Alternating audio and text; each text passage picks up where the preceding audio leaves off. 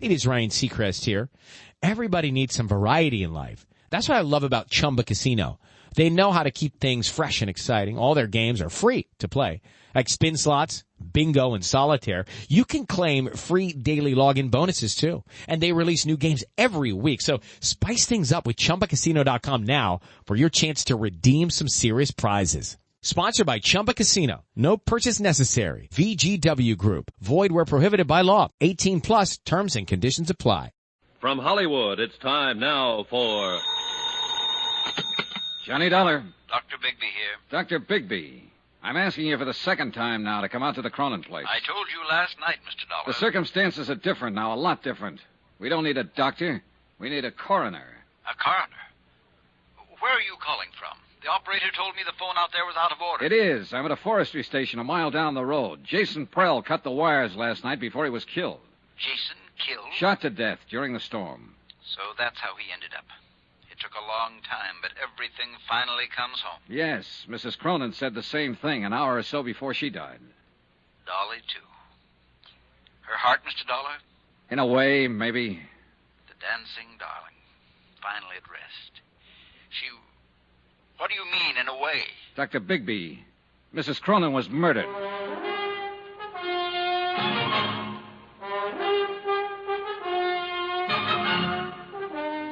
Tonight and every weekday night, Bob Bailey in the transcribed adventures of the man with the action-packed expense account. America's fabulous freelance insurance investigator. Yours truly, Johnny Dollar.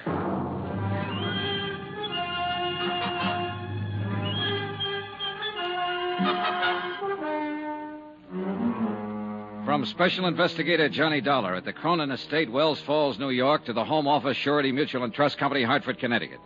Assignment, the Cronin matter. Expense account, final page. Item 13, 10 cents. A half pack of cigarettes I left with a farmer who gave me a lift back from the forestry station. The price of my own feelings at the moment would have been lower. About 8 cents lower, in fact. I brewed another pot of coffee and sat down to wait for Bigby. But this time I laced the coffee with brandy.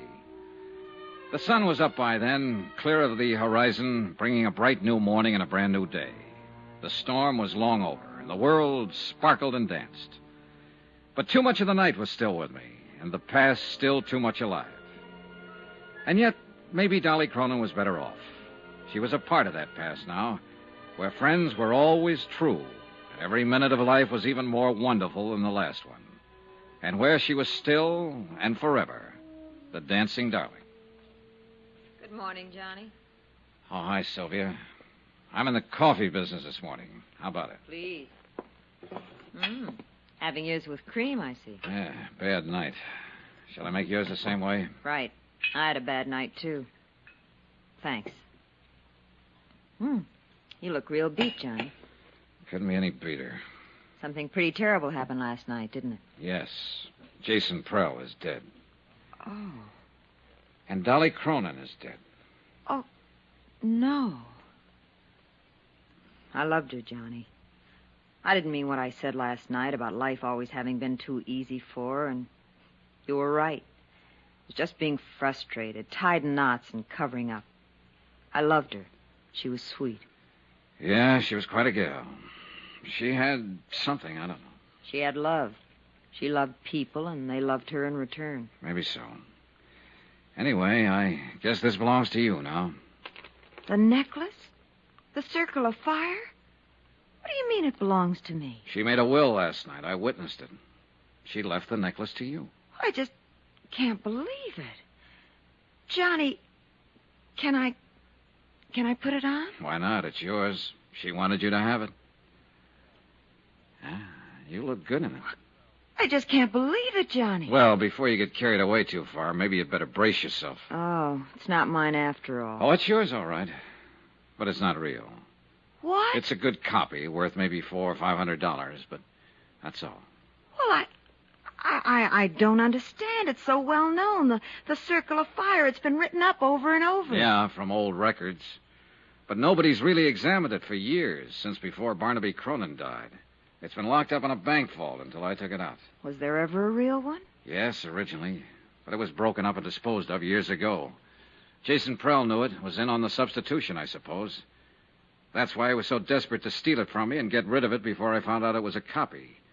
He knew that if that deal came to light, it would call attention to some of his other activities, worse ones. What do you mean? Prell had complete charge of Mrs. Cronin's estate. He told me it was worth practically nothing. But according to records I saw in New York, it amounted to over $1 million in the beginning. He was stealing her blind all these years. Oh, it was easy. She was alone in the world, knew nothing about business. She trusted him, thought he was her friend. She trusted everybody, much too much. Well, she sure trusted the wrong ones, including her husband. Barnaby? Sure. What do you think disposed of the necklace and slipped her a copy after making such a big deal out of his fabulous wedding gift? A phony. And she worshipped him. The king. In her book, the man who could do no wrong. Well, in the business book, he didn't do much else but wrong.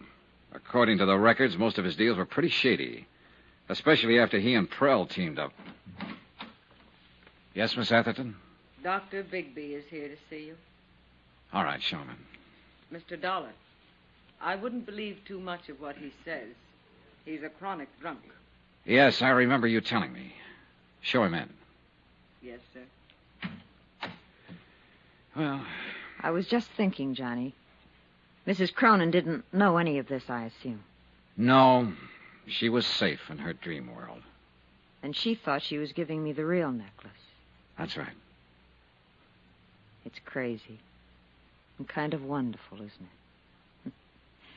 Just like that, she gave me something she thought was worth $500,000.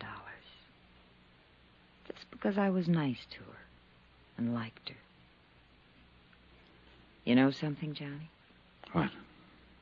I'm just as glad it is a copy. It's beautiful, and I love wearing it. I'd have been scared of the real one. And I'll always remember that, like that dream world of hers, she thought it was real. One more question left, but a big one. The question of murder. And I already had the answer. I was sure of it. And I knew there was nothing I could do about it. Dr. Bigby was a man under 60, but he looked years older, a harried man, tired and worn. He sat down for a moment and we talked. And I began to realize that here was another man who'd been under Dolly Cronin's spell, and who was shocked and hurt by her dying. It was a remarkable thing and a difficult one to explain, Mr. Dollar. Like many another, I suppose, I often wondered why I felt the way I did about her. It was a sort of magic she had. Yeah, I know. Even as a girl here in the village, she had that same power and had it without knowing it. Everybody loved her. No, not quite everybody. At least one person didn't. Yes, you mentioned on the phone the word murder. That's right, Dr. Bigby. Who killed her? A man we can't touch because he's already dead. Jason Prell. Well, he's done about everything else, I guess. I wouldn't put it past him. What do you base it on, Mr. Dollar? A bottle of pills. Prell supposedly went to Tupper's Lake last night and got a prescription filled for Mrs. Cronin. She took some of it this morning, an hour and a half before she died. There it is. I'd seen the bottle on the train coming up with a few tablets left on the same prescription. And these are different. Well, you're right on one count, Mr. Dollar. Those aren't what the prescription calls for. What do you mean, one count? I talked to the druggist at Tupper's Lake on the phone last night. He told me about Jason being in. All right, it still stands. He had the prescription filled and then changed the tablets, substituted these. It's possible. Would you happen to know what they are without having them analyzed? I've got a pretty good idea, but I'll wait until I've examined her before I'll say positively. Mr. Dollar, I'd like to explain why I wouldn't come out when you called me last night. Yeah, I wish you would. I'd been drinking. So I gathered. I'd been drinking that other time, too, and I'd made a mistake. I didn't want to make another one. Just what do you mean? When Barnaby Cronin died here, I signed the death certificate. Yes, I know. I hadn't treated him. He was dead when I came out. I called it a heart attack.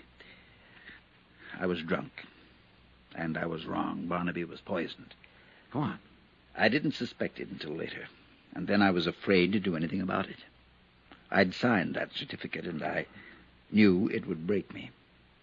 So I kept still. And I consoled myself with drink. And finally, it broke me. So the same end result was achieved. Look, Dr. Bigby, if Barnaby Cronin was here alone, then how was he poisoned? Alone? He wasn't alone when he died. She was here with him. Mrs. Cronin? Of course not. Why do you think he was always making trips up here, always by himself? I didn't know he was. For years, every week or two, the whole village knew about it. She was here with him that night. She's the one who called me, asked me to protect her good name. She's the one who poisoned him.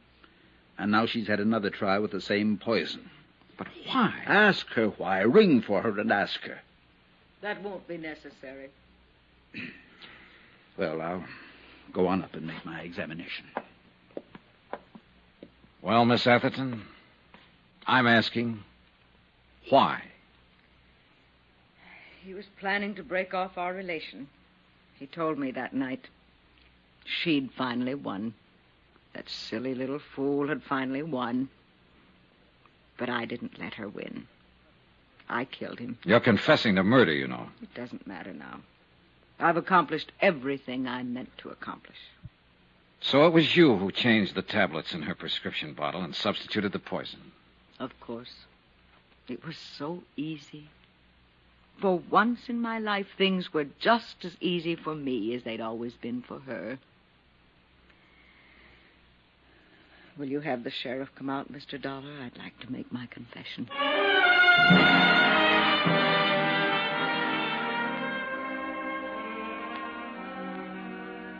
It's odd how things work out sometimes, Mr. Dollar. Yeah. Mrs. Cronin said something like that last night. I was pretty certain when you showed me the tablets, but I wanted to make my examination first. What do you mean? After Barnaby died and I started to suspect Miss Atherton, I managed to steal the poison from her in order to analyze it. I substituted harmless tablets of the same general appearance. And those are what she's kept all these years? What she gave to Mrs. Cronin? That's right. They were perfectly harmless. But in that case... Dolly Cronin died from a heart condition. The tablets had nothing to do with it. In a sense, Dolly died the same way she lived, from natural causes. Expense account item 14, $83.90. Incidentals and transportation from Wells Falls back to Hartford. Expense account total, $263.30. End of account, end of report. Remarks? The insurance angle here seems a little muddy. Premiums were paid for years on an item that didn't exist. And yet, no claim was filed, and none will be. So, well, I leave it to your legal eagles. Me, I'm beat and tired and maybe a little sad. I've come out of this with a kind of nostalgia. And for a time and place I never even knew. And I'm halfway in love with a girl back in that time and place. A girl I've never seen. Oh, sure, I know. It's a dream world and a dream girl, and none of it exists. But it's too bad. I wish it did. Because she must have been a honey. A real sweetheart. A dancing darling. Yours truly, Johnny Dollar.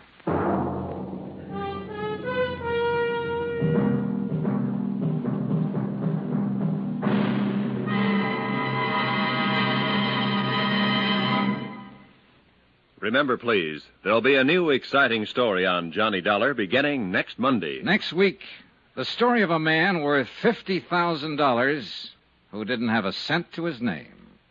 Join us, won't you? Yours truly, Johnny Dollar.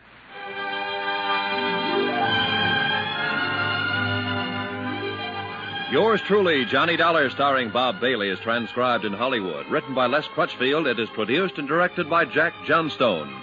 Heard in this week's cast were Virginia Gregg, Shirley Mitchell, Vivi Janis, Barbara Fuller, Benny Rubin, John Daner, and Parley Bear. Musical supervision by Amerigo Marino. Be sure to join us on Monday night, same time and station, for another exciting story of Yours truly, Johnny Dollar. Roy Rowan speaking.